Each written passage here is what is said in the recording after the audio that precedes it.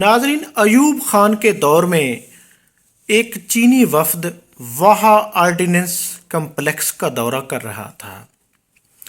तो वहाँ उन्होंने देखा कि बारिश में जो छत थी, इमारत नई थी लेकिन छत जो थी वो टपक रही थी, पानी टपक रहा था। तो उस पर जो मेज़बान जो दौरा करा रहे थे वह आर्डिनेंस कम्प्लेक्स का, उन्होंने शर्मिंदगी का इजहार किया, कहा कि ये नई बनी है।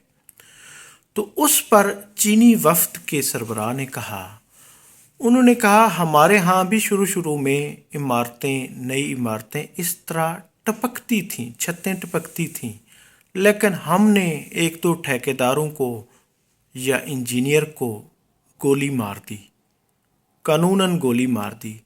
तो उसके बाद हमारे यहाँ नई इमारत हो या फिर पुरानी इमारत हो, वो टपकती नहीं है, उसको अपनी मुद्दत के बाद बाकायदा रूल्स के तहत गिरा दिया जाता है।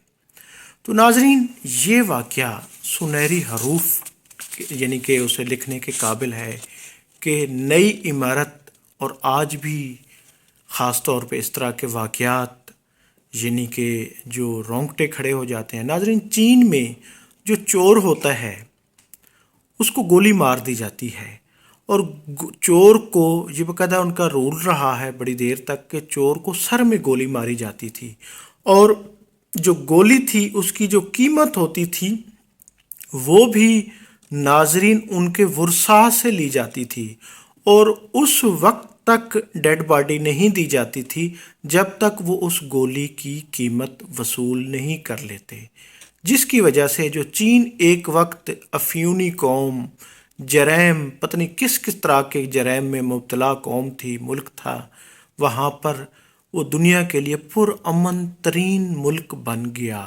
पूरी दुनिया के बिजनेसमैन, पूरी दुनिया की तिजारत जिस पर आज चाइना का होल्ड है, तो उसकी बुनियादी वजह वो सख्त फैसले हैं कि उन्होंने सिर्फ चोर के लिए सज़ा मुकर्रर कर दी और उसको इबरत का निशान बनाया। और इसी तरह उन्होंने हिरवाइन जो ख़ास तौर पे, हालांकि ख़ुद उनकी तारीख रही है बहुत बड़े अफ्यूनी थे, उन्होंने अफ्यून वगैरह को शिकस्त देकर फिर नशे की खरीद व फरोख्त पर भी मौत की सज़ा रखी, जिस पर पूरी दुनिया के ख़ास तौर पर आज तक इंसानी हकूक़ की तंजीमें चाइना को निशाना बनाती हैं।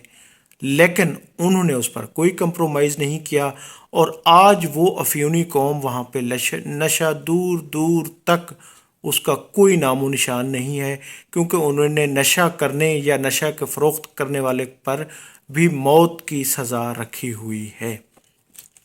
तो इसी तरह नाजरीन, चाइना में कहा जाता है कि अगर आपने 1 साल की मनसूबाबंदी करनी है तो आप दरख्त लगाएं। अगर आपने 1 साल की मनसूबाबंदी करनी है तो दरख्त लगाएं। अगर आपने 10 साल की बंदी करनी है यानी तो फिर आप, या उससे ज़्यादा की करनी है, तो आप अपनी जनरेशन की तरबियत करें। तरबियत ही वो खासा है जिससे कौमें बनती हैं, कौमें बिगड़ती हैं, कौमें तरक्की करती हैं, और तरबियत ना होने से कौमें बिगड़ती हैं। तो यकीनन चाइना की तरक्की और चाइना के जो वो है मॉड्यूल हैं वो हमारे लिए सबक आमोज़ हैं।